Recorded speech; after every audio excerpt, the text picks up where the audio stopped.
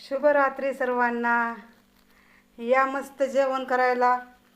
जेवायला बघा, दुपारी आपण बनवलेली रोटी आणि भेंडी. तर तुम्ही आता मसालेदार भेंडी आहे छानपैकी. आणि संगच चहा गरमागरम.